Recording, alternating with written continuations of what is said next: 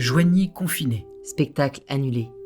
Culture, solidarité, pour vous désennuyer.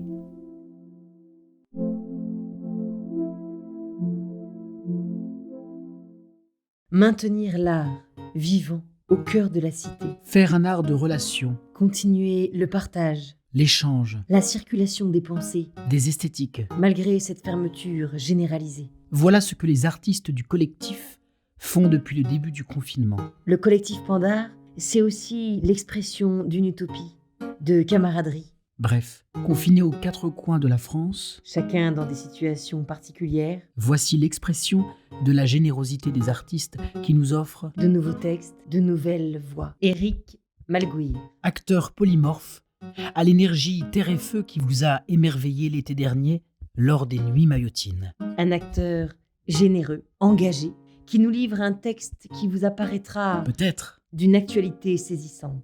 extrait de L'homme de qualité de Philippe Garnier. C'était un homme de qualité, de grande qualité, d'une telle qualité qu'il en était parfois gêné, oui, gêné par sa qualité.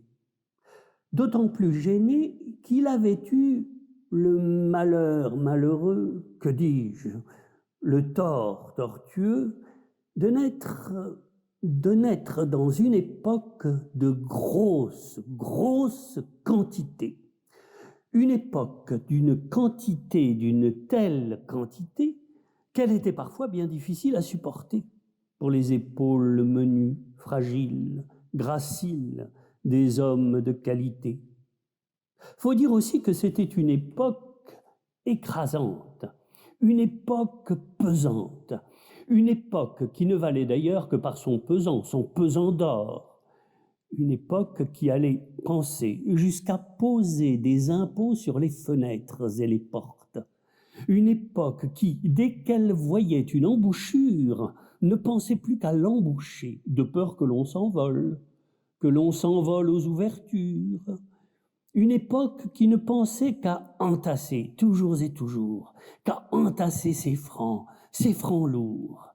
Une époque qui ne pensait qu'à bouffer, qu'à avaler, sans mâcher, qu'à s'empiffrer et qu'à grossir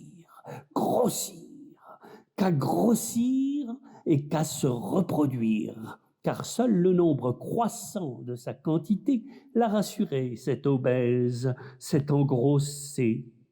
Bref, une époque qui confondait progresser et engraisser. Une époque à ce point lourde, à ce point dingue, à ce point lourdingue, que tout ce qu'elle comptait d'un peu léger, d'un peu volatile, et en particulier les idées des hommes de qualité, depuis longtemps s'était envolé là-haut, très haut, dans les airs, et tournoyait sans cesse et sans cesse, à s'en faire péter la caisse, annonçant pour demain peut-être le règne enfin retrouvé de la grâce éolienne, du pollen et de la légèreté